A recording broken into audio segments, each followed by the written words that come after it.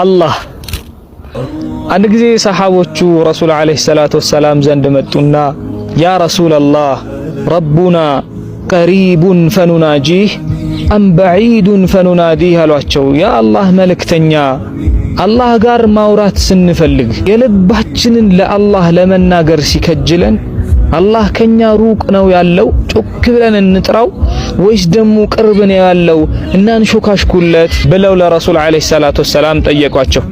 فنزلت هذه الآية اللهم وداو من على وإذا سألك عبادي على الله يا الله انت هتنا تملكتو ሰዎቹ ስለኔ ሲጠይቁ አላለም እናንተ ስለኔ ስትጠይቁኝ አላለም وإذا سألك عبادي የኔ ባሮች ስለኔ ሲጠይቁ عني فإني قريب እኔ እጅግ በጣም ለናንተ ቅርብ ነኝ አለ አላህ Subhanahu Wa Ta'ala። ቅርብ ሆኜም አንድ ባሪያ በተጣራበት ሞመንት ላይ ያ ረብ ሲል ኡጂብ እቀበለዋለሁ አለ አላህ Subhanahu Wa Ta'ala። አላህን ጠርተው አቤት ካላቸው ወዶ ወደ ራሱ ካስጠጋቸው ባሮች አላህ ያድርገን።